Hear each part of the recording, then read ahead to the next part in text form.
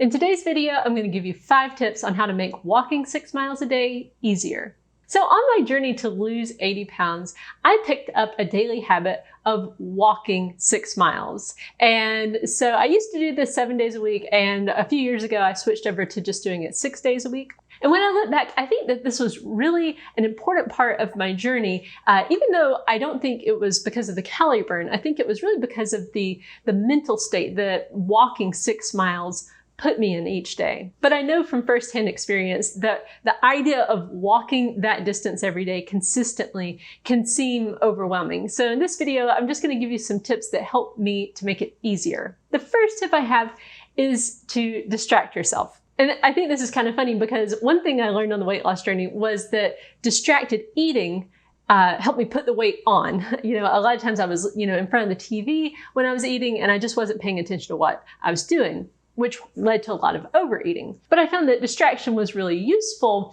when it came to getting myself to do the things that I knew I should do, but that I didn't really want to do. The thing is you got to figure out how to get yourself up and moving. And so what worked for me was just to bribe myself with my phone. I said, okay, I'm going to just, watch videos. I'm going to listen to podcasts. In the beginning, I listened to stand-up comedians and things like that. Just anything that would kind of distract me from what I felt was pretty boring, just getting up and walking. I felt like, in the beginning, I especially felt like this isn't really going to help me lose weight. This isn't hard enough. And so, but yet at the same time, I needed to do something. And because of a back injury, I couldn't really do anything else at that time. So that's what I did. I just got up and made myself get these steps in. And so what I found was that over time, I started to look forward to my walk. It wasn't so hard to get up and get some steps in because I was rewarding myself with this kind of fun thing of just, watching movies or whatever. And then over a longer span of time, I started enjoying walking just for the sake of walking. I can go outside and get all 6 miles in and not need, anything in my ears. I don't need a screen. I just like to get outside and walk. But that's not to say that I don't have plenty of days where I need some sort of little distraction to help the miles go by quicker. Tip number 2 is to give yourself permission to just go at your own pace. In the beginning, when I was walking, I was just walking at a normal pace and I was enjoying it okay. But then I started to tell myself, you really need to pick up the pace. You need to walk faster. And I started just kind of cracking the whip on myself. And then what I started to notice was I was really starting to hate the walk that I was going on. And I thought, okay, I'm kind of at a point here where either I'm going to just quit this, I'm not going to, walk on a consistent basis anymore, or I'm going to slow it back down and so that I'll enjoy it. And so when I made that decision, it helped a lot because I found that when I just went at my own pace, which is about 3 miles an hour, I really enjoyed it. Anything faster than that, and I get really annoyed. So I just, want to offer that you don't need to go fast. You don't have to go fast. If you like to go fast, go for it. But it's okay to go slow too. Tip number 3 is to take breaks when you need them. In the beginning, I had this attitude like, I shouldn't need breaks. I should just, be able to get all these steps in all at once.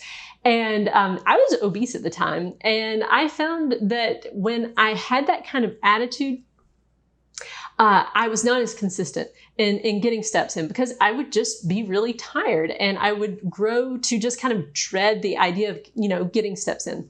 And so I just started letting myself have breaks. So I said, okay, I'm going to, kind of humble myself here and realize, okay, I need breaks when I'm walking. So after I would get maybe like 2,000 steps or so, sometimes less than that, if I felt like I needed a break, I would just sit down and let myself have a break. And then, when I felt rested, I would get back up and start back again. And that was very helpful because again, it helped me to enjoy it more. Instead of just being miserable by the end of it, I was feeling good because it never felt too difficult, too taxing, or annoying. Tip number 4 is to break it up throughout the day. The thing about walking 6 miles is that it does take time, and it can seem kind of intimidating if you try to do it all at once, because again, especially if you're not used to it, you're going to be getting tired and you may just think, oh, this is taking forever. But if you just break it up throughout the day, it's a lot more manageable. And I still to this day usually break it up somewhat. I'll get some in the morning, some in the afternoon, or maybe I'll do most of them in the morning. And then, other times I'll do the whole thing in the morning, right? First thing right off the bat. But what I found was it helps to just give yourself permission to say, if I need to break this up throughout the day, I will. And instead of just like being really dogmatic, like I have to get it in one big chunk. And I count every single step too. I wear a tracker so that every step that I take throughout the day is counted towards that goal. I've never tried to say, oh, well, it needs to be like a dedicated walk where I go out and get a certain number of steps in. It's just whatever I get in throughout the day, that counted towards my 14,000 steps. Tip number 5 is to walk wherever you feel most comfortable and wherever's most convenient.